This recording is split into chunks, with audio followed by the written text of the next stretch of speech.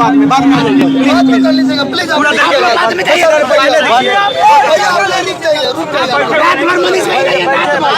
रात भर रही है मनीष भाई।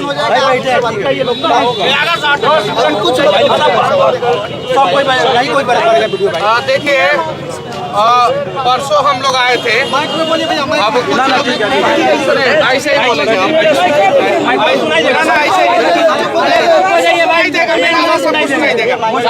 आप लोग चुप रहिएगा, सबको सुनाई देगा मेरा आवाज। इतना जोर से मैं जरूर बोलता हूँ। परसों जब मैं आया था यहाँ पे तो आने से पहले भी मैं गाली सुन रहा था कि चड्डी छाप पत्रकार कहाँ है। जब मैं यहाँ आया तो भी गाली सुन रहा था कि आधा अधूरा उसको जानकारी है। जब मैं कल यहाँ सुनिए, अब हम लोगों की मजबूरी सुनिए आप लोग। आर्मी के जवान के लिए हम लोग लड़ रहे हैं भाई। मेरे पास इंफॉर्मेशन अनिकेत भाई का है, दीदी का है और इनका है। हम तो मुझे है। एक मिनट रुकिए, अनिकेत भाई से हमारा फोन पे बातचीत होता है। अनिकेत भाई धरना पे बैठे हैं तो हम अनिकेत भाई से न बात करेंगे, सबको तो पहचानते नहीं है। जब हम यहाँ पे आए उसके पहले मेरे को गाली दे रहा था लोग कि चड्डी छाप पत्रकार कहाँ है, चड्डी छाप पत्रकार कहाँ है। जरा सोचिए, इस समाज में एक पत्रकार को चड्डी छाप बोला जा रहा है, आप लोग चुप है, खामोश। आपके लिए कौन लड़ेगा फिर कल, बताइए। पहला चीज सुनिए, एक मिनट हमको बोलने दीजिए। हाँ एक मिनट हमको गाली दे, हमारे माँ पिता को गाली दे, ठीक है, और हम वही बात को बोल दे तो विवादित बात है। देखिए ये कह रहे हैं, क्या करें। पहला चीज। दूसरा चीज यहाँ पे हम यही बोल रहे थे कि वर्दी का सम्मान होना चाहिए, चाहे वो सिक्योरिटी गार्ड का वर्दी हो, चाहे पुलिस वाले का वर्दी हो, चाहे आर्मी वाले का वर्दी हो। यही बोल रहे थे। परसों जब हम लोग बैठे थे तब भी डिस्टर्ब कर रहे थे वो, आज जब आए तब भी डिस्टर्ब कर रहे हैं। जब हमको जानकारी नहीं है तो हम बोल लेते हैं, उसके बाद से आप अपनी जानकारी को रख लीजिए। सुनवाई नहीं हो रही है, आर्मी की रिहाई अब तक नहीं हो पाई। आखिर क्यों? यहाँ के 12 विधायक, 3 सांसद आखिर किस बिल में छुपे हुए हैं जो आर्मी को आवाज अभी तक बुलंद नहीं हो पाई, और आर्मी अभी भी सलाखों के पीछे। आखिर कब तक यह चंपारण का अपमान पूरे देश में होता रहेगा, और यहाँ की पुलिसिया प्रशासन कब तक ये देखते रहेगी? बहुत पत्रकार आए और गए लेकिन इंसाफ नहीं मिली।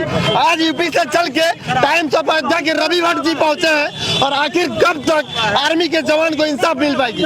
रवि जी आप यहाँ पे आ गए, लेकिन यहाँ के 12 विधायक, 3 सांसद अभी तक एक पोस्ट भी नहीं कर पाए। क्यों? सबका जमीन मर गया है, कोई सब अपने बारे में सोच रहे हैं। उनको पता है थाने से हमको घूस आता है, और यही कारण है कि वो लोग जो है इसमें बोलना नहीं चाहते। बस इतना कहेंगे कि अगर नेता लोग जाग जाए ना तो सच में न्याय मिल जाएगा। देखिए यहाँ पर जागरूक इंसान बैठे हैं, ये लोग शिक्षित है, पढ़े लिखे हैं, इनको देश के जवानों की कदर है, इसीलिए ये लोग यहाँ पर खड़े बैठकर उनके न्याय और इंसाफ के लिए लड़ाई लड़ रहे हैं, आवाज उठा रहे हैं। लेकिन नेताओं का तो जमीन मर गया है। उनको तो 5 साल के लिए हम लोगों ने मलाई चापने के लिए दे दिया है, और यही कारण है कि वो लोग आना नहीं चाहते हैं। लेकिन जिस दिन देश का सोता हुआ सिपाही यानी सैनिक बॉर्डर पर देश माँ भारती की रक्षा करने वाला एक आर्मी का जवान सठिया कर पगला जाएगा, इन नेताओं को ठोकना शुरू करेगा, इनकी छाती में से खून निकल आएगा, और तब इनको अवकाश समझ में आएगा। उस आर्मी के जवान में इतना भी पावर नहीं था, फिर इज्जत के वास्ते वो पुलिस वाले पे हाथ नहीं उठा,